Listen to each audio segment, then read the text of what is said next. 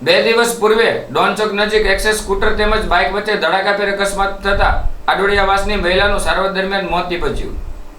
ભાવનગર શહેરના 2 દિવસ પહેલા ડાયમંડ ચોકમાં અકસ્માતનો બનાવ બન્યો હતો, જેમાં ઇજાગ્રસ્ત એક મહિલા અને યુવતીને ઈજા થતાં સારવાર માટે હોસ્પિટલ ખસેડવામાં આવ્યા હતા, જ્યારે સારવાર દરમિયાન મહિલાનું મોત નીપજ્યું હતું અને હાલ એક યુવતી હજી ગંભીર હાલતે છે। આ બાબતે પરિવાર દ્વારા મરણ જનાર માટે સુષ્માબેનને ન્યાય મળે તેવી પોલીસ અને તંત્ર પાસે માંગ કરવામાં આવી હતી।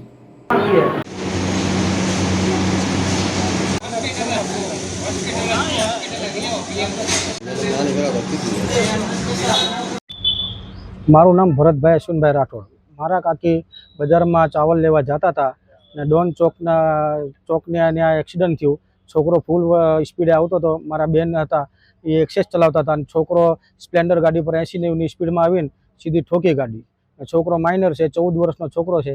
અમે પકડ્યો એને ને જોયું તો છોકરો 14 વર્ષનો જ છે ને મારે કાકીને આપણે સરટી હોસ્પિટલ અમે લઈને આવ્યા ને પછી અહીંયા 2 દી રાખ્યા ને ડેથ થઈ ગઈ ને બેન છે એ આઈસીયુમાં હજી સુધી દાખલ છે।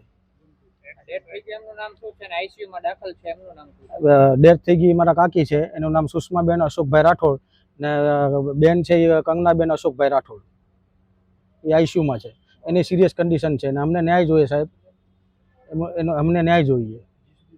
હજી સુધી ધરપકડ થઈ નથી કે થઈ છે અમને કાંઈ જાણ જ નથી। અમને ન્યાય મળે એવી સરકારથી નમ્ર વિનંતી કરી છે। નાના નાના છોકરાઓ છે, 3 છોકરીઓ છે એને ને એક આ બાબો છે, બરાબર। બહુ નાની ઉંમર છે ને ઘર કામ કરીને ખાય છે, ઘર કામ કરીને ખાય છે ને બાપે નથી ને કોઈ નથી। હવે એક આ સહારો તો ઈ વી ગયો, બરાબર છે સાહેબ। અમને ન્યાય જોઈએ, અમારે બીજું કાંઈ નથી જોતું સાહેબ।